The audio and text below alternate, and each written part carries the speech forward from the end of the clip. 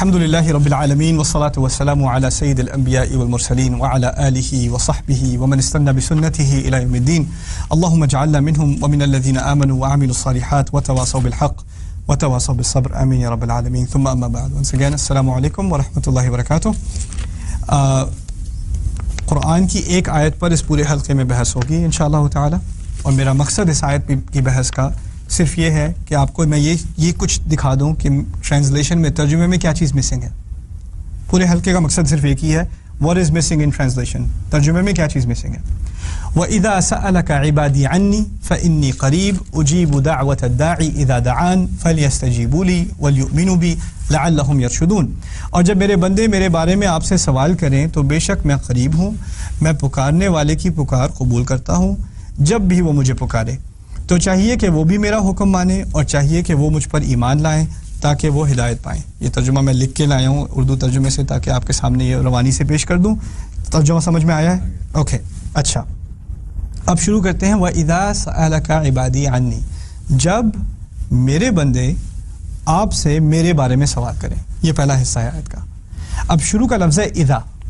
اذا اذا کہتے ہیں جب کو، when. دوسرا لفظ عربی میں ہے ان کہتے ہیں اگر کو. یعنی یہ کہا جا سکتا تھا جب میرا بندہ آپ سے سوال کرے، یا جب میرے بندے آپ سے سوال کریں، یا اگر میرے بندے آپ سے سوال کریں. تو جب اور اگر میں کیا فرق ہے، تھوڑا سا فرق سمجھنے کی کوشش کر لیں. ایک ماں ہے، اپنے بچے کو اس نے باہر بھیجا ہوا ہے پڑھائی کے لیے، 6 مہینے سے باہر گیا ہوا ہے، چھٹیوں میں آئے گا. اب ماں انتظار میں ہے. اب ماں کیا کہے گی؟ جب میرا بیٹا آئے گا تو پراٹھے بناؤں گی، یا اگر میرا بیٹا آئے گا تو پراٹھے بناؤں گی؟ کیا کہے گی؟ اگر نہیں کہے گی. اگر نہیں کہے گی. اور کوئی اور غلطی سے اگر کہہ دے تو اس کی شامت آئے گی، یا مطلب اگر جب آئے گا. یعنی ماں کو ایک توقع ہے، ایک ایکسپیکٹیشن ہے کہ بیٹا آ رہا ہے، ٹھیک ہے نا، تو جب وہ کال کرے گا، یعنی اگر وہ کال کرے گا، جب وہ کال کرے گا. تو جسے محبت ہو، جسے انتظار ہو، کوئی دور چلا گیا ہے اس کا انتظار ہو، وہ اگر کا لفظ استعمال نہیں کرتا، وہ جب کا لفظ استعمال کرتا ہے. جب کے معنی ہے ایک توقع ہے، ایک مراد ہے، ایک طرح سے ایک آس ہے دوسرے کے آنے کی. اللہ تعالیٰ ہمارے انتظار میں ہے. اس آیت میں کب دعا کرو گے، یعنی اگر کرو گے، جب کرے گا، جب کرے، تو اس میں ایک توقع ہے. یہ پہلی بات.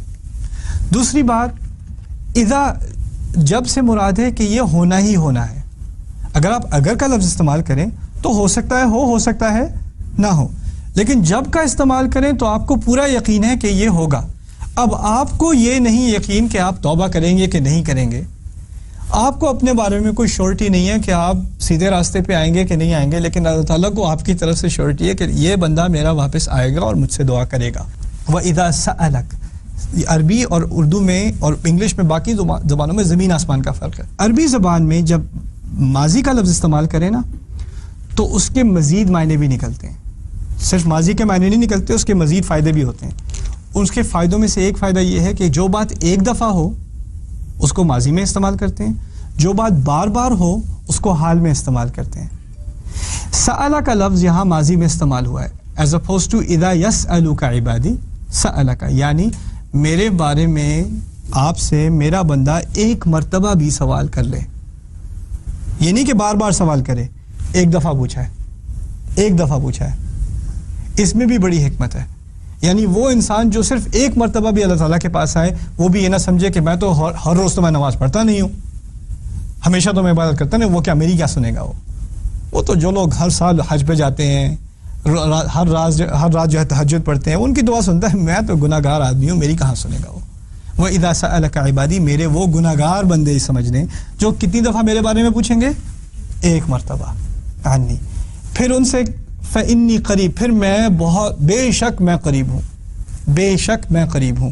اس کو بھی سمجھنے کی کوشش کریں. اللہ تعالیٰ کے بارے میں بہت سارے سوال ہیں، بہت سارے. اس کی عبادت کیسے کی جائے، اس کے نام کیا ہیں، ان ناموں کے معنی کیا ہیں، اس کی توقعات کیا ہیں، کس بات کا اجر ملے گا، کس بات کی سزا ملے گی، کیسی غلطی معاف ہوگی. بہت سارے سوال ہیں، لیکن ان سب سوالوں کو چھوڑو، پہلی بات سمجھنے کی کوشش کرو. ایک ہی بات سمجھنے کی ضرورت ہے تمہیں. جو بھی سوال پوچھو پہلا جواب یہ ہے، میں قریب ہوں، میں قریب ہوں. یہ ایک بات سمجھ آ گئی، باقی سب سمجھ آ جائے گا. یہ ایک بات سمجھ نہیں آئی، کچھ بھی سمجھ نہیں آئے گا. بے شک، کبھی اس بات میں شک مت کرنا، انی، بے شک میں قریب ہوں. آپ کو پتہ ہوگا قرآن میں کبھی میں کا لفظ استعمال ہوتا ہے اللہ تعالیٰ کے لیے, کبھی ہم کا لفظ استعمال ہوتا ہے. اس بارے میں بعد میں تفصیل سے بحث ہوگی. ابھی صرف اتنا بتا دوں کہ ہم کا لفظ فارمل ہے, میں کا لفظ انفارمل ہے. یا تو اللہ تعالیٰ کو بہت ہی زیادہ غصہ ہو تو میں کا لفظ استعمال ہوتا ہے, یا بہت ہی زیادہ محبت ہو تو میں کا لفظ استعمال ہوتا ہے. عام طور پہ میں کا لفظ استعمال نہیں ہوتا. انا کا لفظ قرآن میں یا انی کا لفظ قرآن میں عام حالات میں استعمال نہیں ہوتا. خاص اس کے خاص مقامات ہیں. یہ خاص مقام ہے. یہ بندہ اللہ تعالیٰ سے اتنی دور گیا کہ ایک دفعہ سوال پوچھتا ہے اور اللہ تعالیٰ اس سے کہتا ہے بے شک میں خود قریب ہوں, انی قریب, انی قریب. آگے چلیے. اب اس آیت میں اللہ تعالیٰ نے اپنی قربت کا تو اظہار کر دیا کہ وہ قریب ہے, لیکن قریب تھوڑی دیر کے لیے یا ہمیشہ کے لیے, یہ بھی سوال بنتا ہے. مقترب عربی میں کہتے ہیں جو قریب آ جائے. قریب اسے کہتے ہیں جو ہمیشہ قریب ہو. رحیم اسے کہتے ہیں جو ہمیشہ رحم کرے. حکیم اسے کہتے ہیں جس کے پاس ہمیشہ سے حکمت ہو. قریب اسے کہتے ہیں جو ہمیشہ قریب ہو. اللہ تعالیٰ کہہ رہا ہے کہ میں تو ہمیشہ سے قریب تھا, اب اور قریب آ گیا. فإنی قریب. تم دور گئے تھے, تم نے دوری کی تھی, میں نے دوری نہیں کی تھی. فإنی قریب. اچھا آگے عبادی. عبادی کا لفظ میرے بندے, اس کا جو مفرد ہے, جو واحد ہے اس کا, وہ عبد ہے یا عابد ہے. عبد عابد دونوں ایک تقریباً ایک ہی معنی کے ہیں. اللہ تعالیٰ نے ہمیں اس آیت میں عبادی کہا نا, میرے بندے, میرے غلام, اسی طرح سمجھ لیں میرے غلام. غلام وہی ہوگا جو آقا مانے.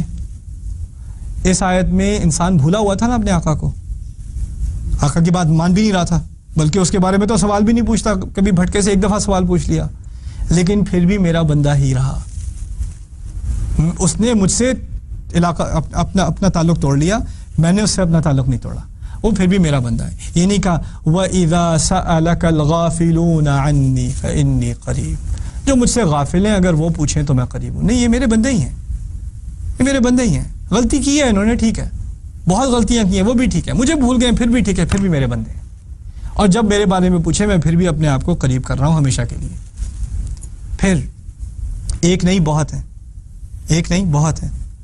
اگر کوئی کمپنی کا سی ای او ہے, اس کے 1000 امپلائی ہیں, کیا آپ کو پتا ہے ہر ایک کے نام جانے گا؟ وہ نہیں, اپنے سینئر مینیجر کے نام جانے گا, وائس پریزیڈنٹ کا نام جانے گا. اگر شاید غلطی سے گزر گیا کسی کی کیوبیکل سے, اس کو کہہ دیا گڈ جاب, اس کی تو عید بن گئی. سی ای او واک بائی مائی آفس, سمجھ رہے نا, جو جتنی ہائی پوزیشن میں ہو اس کا جو نیچے کے لیول کے لوگ ہیں ان سے تعلق نہیں رہتا, کم سے کم ہوتا جاتا ہے. اللہ تعالیٰ اس اگلی آیت میں کہہ رہا ہے اجیبو. اب بہت سارے بندے میرے بارے میں پوچھ رہے ہیں, ایک نہیں پوچھ رہا, بہت سارے پوچھ رہے ہیں. اجیبو, میں فوراً جواب دیتا ہوں. استجیبو کہتے ہیں جواب دینے کو, لیکن وہ فوراً نہیں ہوتا. استجیبو کا لفظ استعمال نہیں کیا, اجیبو کا لفظ استعمال کیا. اس کا مطلب ہے میں فوراً جواب دیتا ہوں, فوراً جواب دیتا ہوں. دوسرا فائدہ اجیبو کا یہ ہے کہ اس میں تیزی ہوتی ہے. ایک تو فوراً تیزی, وہ تو میں نے کہہ دیا تھا. اجیبو کیونکہ یہ حال کا صیغہ ہے, بار بار جواب دیتا ہوں, یعنی سوال ایک تھا, جواب بہت سارے آ رہے ہیں. سوال ایک دفعہ کیا, جواب آتے جا رہے ہیں. اگر ایک جواب ہوتا تو اجبتو, لیکن اجیبو ہے, لفظ اجیبو استعمال ہوا ہے. اجیبو کے فائدے عربی میں یہ ہے, عربیت سے فائدہ یہ نکلتا ہے کہ سوال اس نے ایک دفعہ پوچھا, جواب میں دیے جا رہا ہوں. اس نے مانگا, اس نے رزق مانگا, میں نے ایک دفعہ رزق دیا نہیں, اللہ تعالیٰ رزق دیے جا رہا ہے. اور پوچھا کتنی دفعہ تھا؟ ایک دفعہ. صحت کا ایک دفعہ پوچھا تھا, وہ صحت برقرار رکھے جا رہا ہے. تم سو رہے ہو, تم جاگ رہے ہو, تمہارا خیال رکھ رہا ہے. اجیبو, میں جواب دے رہا ہوں. اب جواب کس کا دے رہا ہوں؟ دعوت الداعی. ایک لفظ پہ غور کرنے کی ضرورت ہے. دعوت الداعی, یہ نہیں کہا کہ میں دعا کرنے والے کا جواب دے رہا ہوں, میں دعا کرنے والے کی دعا کا جواب دے رہا ہوں. دعوت الداعی, اس میں دو لفظ ہیں, دعوہ اور داعی. دعوہ کا لفظ دعا کی طرح ہے, دعا کا لفظ آپ سمجھتے ہیں نا, لیکن دعا کا لفظ استعمال نہیں ہوا یہاں. اس کی ہمیں توقع تھی کہ دعا کا لفظ استعمال ہوگا, وہ ہوتا دعا الداعی. عربی ہوتی اجیبو دعا الداعی, میں دعا کرنے والے کی دعا کا جواب دوں گا اور یا دیتا ہوں. لیکن لفظ دعویٰ کا استعمال ہوا, دعویٰ میں یہ آخر میں جو تا ہے نا, دعویٰ, اسے مصدر مرہ کہتے ہیں. مقصد کہنے کا یہ ہے جو ایک ہی دفعہ کی جائے صرف, یعنی وہ ایک والی بات جو سألہ میں تھی وہ دوبارہ دہرائی جا رہی ہے. اس نے صرف ایک دفعہ پکارا ہے اور کبھی نہیں پکارا.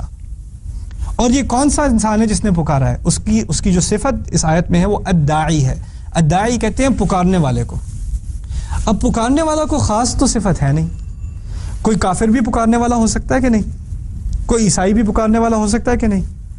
کوئی مشرک بھی پکارنے والا ہو سکتا ہے کہ نہیں؟ کوئی بھی پکارنے والا ہو سکتا ہے. کوئی بھی ہو سکتا ہے. کوئی متقی بھی پکارنے والا ہو سکتا ہے, کوئی فاسق, کوئی گنہگار, کوئی نافرمان, وہ بھی پکارنے والا ہو سکتا ہے. کوئی عالم بھی پکارنے والا ہو سکتا ہے, کوئی جاہل بھی پکارنے والا ہو سکتا ہے.